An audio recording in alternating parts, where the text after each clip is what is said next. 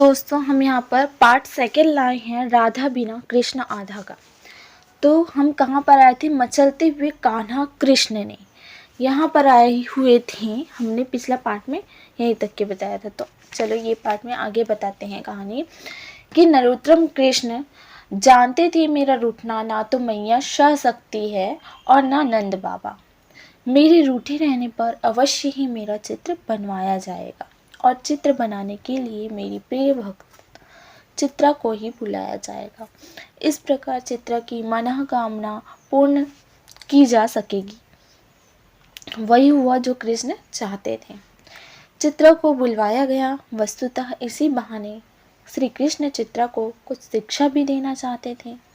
आज चित्रा की प्रसन्नता का ठिकाना नहीं था। वह हर्षोत्फुल्ल हो रही थी। आज वह दिन आ गया था जिसकी वर्षों से उसे प्रतीक्षा थी तथा जिस उद्देश्य से उसने चित्रांकन कला को अपने जीवन यापन का माध्यम बनाया था, वह बेसुध सी हुई नंद भवन जाने की तैयारी में जुट गई। नंद भवन में बैठी हुई चित्रा कृष्ण के स्वरूप का चिंतन कर रही थी कि इतने में ही अचानक उसके जीवनधार कृष्ण वहां आ पहुंचे। वे तुरंत एक छोटी सी चौकी पर खड़े होते हुए चित्रा से बोले, चित्र सुंदर बनाना मेरी तरह ही। चित्रा भाव विभोर हो अब पलक कुछ क्षण कृष्ण को निहारती रही।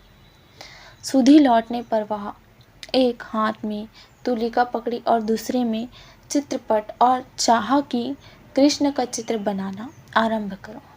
पर यह क्या उसके हाथ शिथिल हो गए हों। तुलिका को क्या हो गया? वह क्यों नहीं चलती? उसने अपने आप को संयत किया और चित्र क्यों अंकित नहीं हो रहा है इसका अनुसंधान करने लगी। उसे ध्यान आया, कृष्ण तो टेढ़ा खड़ा है। कदाचित यही कारण है जो चित्र नहीं बन पा रहा है। उसने कृष्ण को आदेश दिया, सीधे खड़े रहो।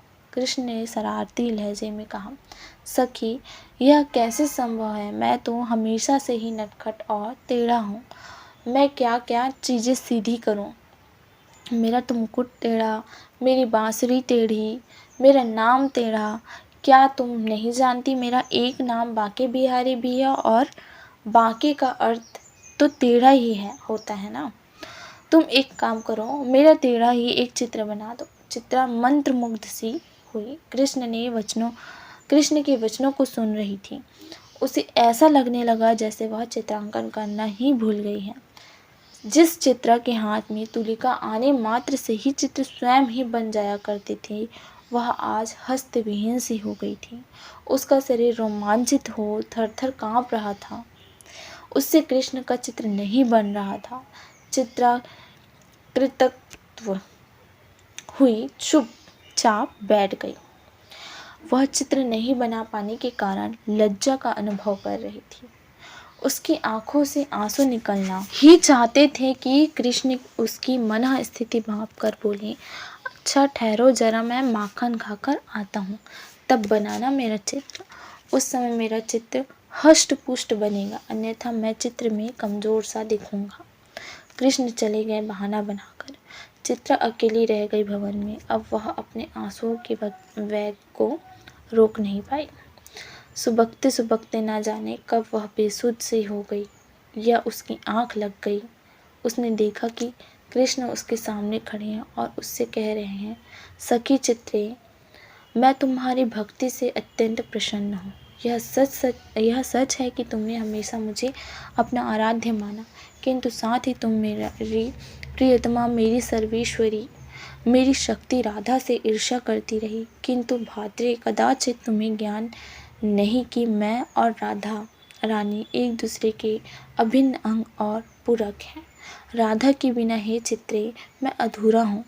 इसलिए ज्ञानी भक्त प्रायः यह कहा करते हैं कि राधा बिना कृष्ण आधा, अर्थात भद्रे, राधा के बिना मेरी भक्ति का कोई महत्व ही नहीं रह जाता है और इसी कारण तुम मेरी छवि नहीं बना पा रही हो।